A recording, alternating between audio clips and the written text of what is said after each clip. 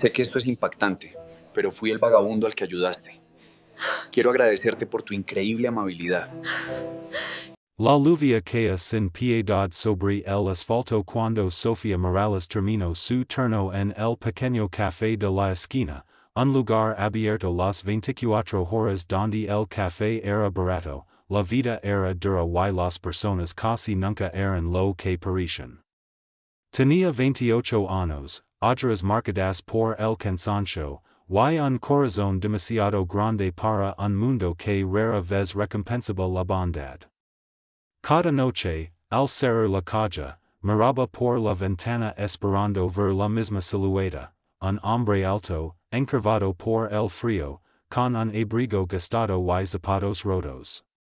Y allí estaba otra vez. Empapado. Temblando. Solo.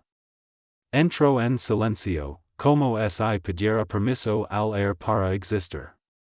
Se sentó en la misma mesa del fondo. Siempre la misma. Siempre solo. Siempre a medianoche. Un café, por favor, dijo con voz baja. Sofía no solo le levo café. Le levo calor. Le puso dos sobres de azúcar. Le deslizó medio sándwich escondido en una servileta. Él intentó rechazarlo como siempre. No puedo pagar eso. Ya está viejo, mintió ella sonriendo. Si no te lo comes, lo tiran. El hombre se llamaba Daniel. Eso lo dijo la tercera semana. Nunca hablaba de su pasado. Nunca hablaba de su familia. Solo agradecia. Siempre agradecia. Pero no todos eran como Sofía. Otra vez alimentando vagabundos. Se burló el supervisor una noche. Esto es un negocio, no un refugio. Los clientes miraban. Algunos rían. Otros frunchan la nariz cuando Daniel pasaba cerca. Un hombre incluso tiró una moneda al suelo frente a él. Para que no te olvides de tu lugar. Daniel la recogió sin decir nada. Sofía quiso gritar. Pero necesitaba el trabajo. Tenía a su madre enferma en casa. Pastillas caras. Renta atrasada. Sueños rotos. Las noches se repiten. Frío. Humiliación. Café. Silencio. Hasta que una noche, Daniel legó golpeado. Labio roto. Sangre seca en la ceja. Me dijeron que este barrio no es para ratas, susurró. Sofía lo sentó, lo limpió, lloró en silencio. Esto no es vida, dijo ella temblando. Nadie merece esto. Daniel bajó la mirada. Yo sí. Sofía no lo sabía. No había forma de que supiera. Que ese hombre que dormía en cartons. Era dueño de 5 corporaciones. Que había firmado contratos de millions. Que había perdido todo por decisión propia. Porque Daniel no era un vagabundo. Daniel estaba juzgando al mundo. Y el mundo estaba a punto de fallar su prueba. La burla no tardó en convertirse en desprecio abierto. Desde aquella noche en que Daniel legó herido, los rumores comenzaron a circular entre los empleados del café. Que si era un drogadicto, que si traía mala suerte, que si su presencia alejaba a los clientes de verdad. Sofía escuchaba cada comentario con los dientes apretados, tragándose la rabia por necesidad. Aquella madrugada, mientras limpiaba la barra, el supervisor se acercó con una sonrisa falsa y una orden definitiva. Desde hoy, ya no le das nada gratis a ese hombre. Ni café, ni pan, ni miradas, entendido? Sofía sintió un nudo en el pecho, pero essentio. No podía perder ese trabajo. No ahora. Daniel legó como siempre, empapado, silencioso. Se sentó en su mesa. Cuando Sofía lo llevó el café esta vez, no hubo sándwich escondido, no hubo azúcar extra, no hubo sonrisa completa. Él lo notó. Siempre lo notaba todo. Ella evitó su mirada. Daniel entendió sin preguntar. Bebió el café despacio, dejó unas monedas exactas, y por primera vez se levantó sin despedirse. Esa misma noche, dos clientes borrachos comenzaron a provocarlo en la calle. Lo empujaron. Se rieron. Uno de ellos lo escupió. Vuelve a tu agujero, basura, gritó. Sofía lo vio todo desde la ventana, paralizada por el miedo. Quiso salir, pero su cuerpo no respondió. Daniel cayó al suelo. Nadie lo ayudó. Nadie, excepto ella. Corrió bajo la lluvia, lo levantó, lo llevó hasta un callejón cubierto y le limpió la cara con su propio suéter. Perdón, susurró entre lágrimas. Perdóname por hoy. Daniel la miró con una calma imposible. Tú ya hiciste más de lo que este mundo hace por casi nadie. Al día siguiente, Sofía fue llamada a la oficina. El supervisor no la dejó en sentarse. Estás despedida. Los clientes se quejaron. Dicen que defienden a indigentes en lugar de atender mesas. En 5 minutos, perdió su único ingreso. Cuando salió con sus cosas en una caja, vio a Daniel al otro lado de la calle. Él lo había visto todo. Esto pasó por mí, dijo Sofía, rota. Daniel negó lentamente. No. Esto pasó porque hiciste lo correcto. Ella no lo sabía aún. Pero aquel despido injusto. Acababa de activar la cadena de consecuencias. Más grande que ese barrio había visto jamás. Sofía caminó varias cuadras sin rumbo, con la caja de cartón apretada contra el pecho y el corazón hecho pedazos. El despido no solo había sido injusto, había sido humillante.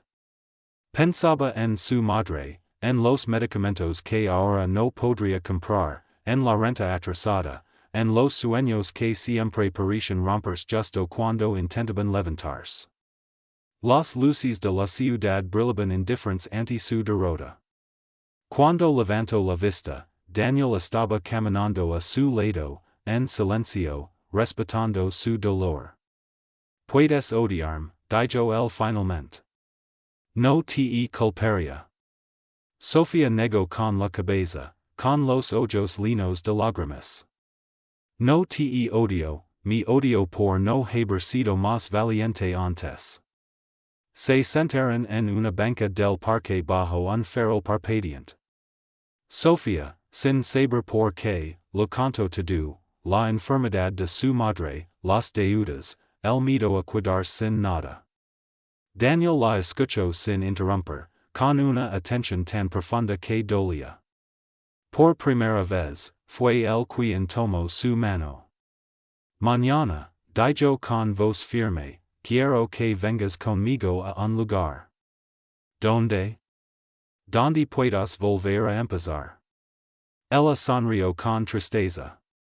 Ya no creía en promesas. Esa noche, Sofía llevó a Daniel a su pequeño departamento para curar mejor sus heridas. Su madre, débil pero lúcida, lo miró a los ojos como si pudiera ver más allá de su ropa rota. Este hombre no es quien tú crees, susurró cuando Daniel no escuchaba. Sofía se rió nerviosa. Estaba demasiado cansada para creer en misterios. Al día siguiente, Sofía acompañó a Daniel sin expectativas. Caminaron varias calles hasta llegar a un edificio de vidrio imponente, con guardias, autos de lujo y gente elegantmente vestida entrando y saliendo. Sofía se detuvo en seco. Nos equivocamos de lugar. Daniel no respondió. Camino directo hacia la entrada. Señor, no puede pasar, dijo el guardia. Daniel levantó la mirada, y el guardia palideció. Dígelo pasar, señor Valen. Sofía sintió que el suelo desaparecía bajo sus pies. Daniel no era un vagabundo. Daniel no era pobre. Daniel era uno de los hombres más poderosos de la ciudad. Y ella lo había tratado como a un igual, cuando todos lo habían tratado como basura. Sofía no podía moverse. Las puertas de cristal se abrieron ante ellos como si Daniel fuera el dueño del mundo, y en cierto modo, lo era.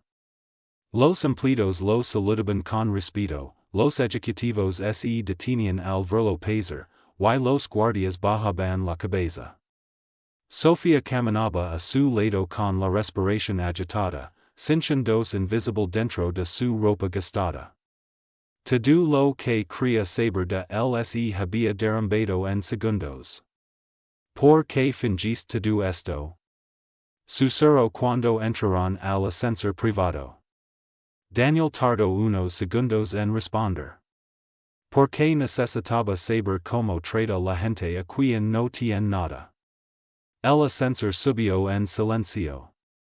Cuando se abrieron las puertas, entraron en una sala de juntas lujosa, llena de pantallas, trajes caros y miradas de autoridad.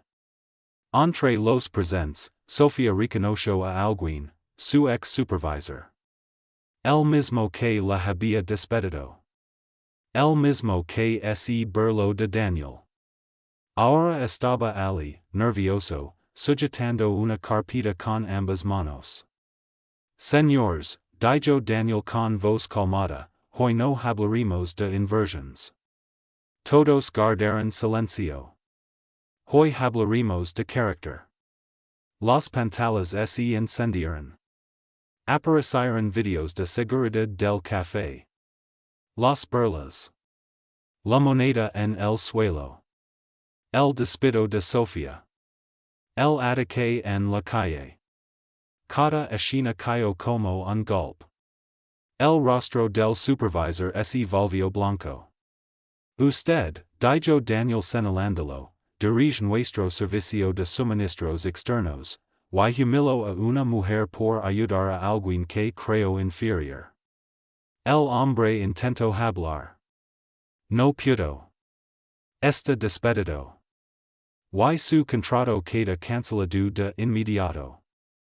Se escuchó un solo suspiro colectivo. Daniel giró hacia Sofía. ¿Y tú? Sofía sintió que el corazón se le salía del pecho. Tú no perdiste tu trabajo. Yo te lo quite de ese sitio para darte uno donde jamás te humilan por ser buena. Las lágrimas corrieron por su rostro sin control. No lo hice por dinero, susurró ella. Daniel sonrió con una mezcla de tristeza y admiración. Por eso mereces todo. Esa tarde, su madre fue trasladada a un hospital privado sin costo. Esa noche, la deuda de Sofía desapareció. Y esa semana, toda la ciudad habló del misterioso empresario que había desenmascarado la crueldad en público. Pero todavía quedaba una última verdad que cambiaría sus vidas para siempre. La vida de Sofía cambió de una forma tan repentina que apenas podía reconocerse a sí misma. Pasó de contar monedas para pagar el autobús a caminar por pasillos de mármol, rodeada de personas que ahora la miraban con respeto. Daniel cumplió cada una de sus palabras. Le dio un puesto digno en una de sus fundaciones sociales, no como un favor, sino como un reconocimiento. Sofía ayudaba ahora a personas que vivían exactamente como Daniel había vivido aquellos meses, invisibles para el mundo. Cada rostro que veía lo recordaba porque la bondad no puede depender de las apariencias. Su madre comenzó a mejorar. Los médicos hablaban de esperanza. Las noches de angustia fueron reemplazadas por noches de gratitud silenciosa. Pero dentro de Sofía, algo seguía inquieto. El dinero había resuelto muchos problemas, pero no había borrado la herida del engaño. Una tarde, después de una jornada agotadora, Sofía encontró a Daniel solo en la terraza del edificio, mirando la ciudad desde lo alto como quien observa un campo de batalla antiguo. Me mentiste, dijo ella sin rodeos. Daniel bajó la mirada. Te oculto la verdad. Eso también es una mentira. El silencio pesó como una culpa compartida. Daniel respiró hondo. Después de perder a mi familia en un secuestro que solo buscaba mi dinero, dejé de confiar en el mundo. Quis saber si on existe la bondad sin inters. Y apareciste tú. Sofía sintió que el corazón se lo rompía lentamente. Yo te ayudé porque pensé que no tenías nada, no porque fueras poderoso. Y por eso me salvaste, respondió él. No mi fortuna, a mí. En ese instante, los dos entendieron que el vínculo que los unía ya no era solo gratitud. Esa misma semana, noticias falsas comenzaron a difundir sobre Sofía. Que lo había manipulado. Que se había aprovechado de Daniel. Que todo había sido un plan. La crueldad del mundo regresaba con otro rostro. Viejos compañeros del café se unieron al ataque. El odio era viral, pero la verdad aún más. Daniel tomó una decisión. Ya no se escondería más. Esta vez, la justicia no sería silenciosa. Sería imposible de ignorar. El evento fue anunciado como una simple conferencia empresarial, pero desde temprano la plaza principal de la ciudad se llenó de periodistas, cámaras y curiosos. Nadie sabía exactamente qué iba a ocurrir. Sofía legó nerviosa, con el corazón golpeando el pecho. Daniel caminaba a su lado con la serenidad de quien ya había tomado su decisión final. Cuando las luces se encendieron y las pantallas gigantes se activaron, Daniel tomó el micrófono frente a miles de personas y millones viéndolo en vivo. Hoy no hablar de dinero, dijo con voz firme. Hablar de dignidad. En las pantallas comenzaron a aparecer las imágenes del pasado, el café, las burlas, la moneda tirada en el suelo, el despido injusto, la agresión en la calle. Luego, la imagen de Sofía ayudándolo bajo la lluvia, curando sus heridas, defendiéndolo cuando nadie más lo hacía. El silencio se volvió absoluto. Daniel señaló a Sofía ante todos. Ella me ayudó cuando yo no era nadie para el mundo. Cuando no había cámaras.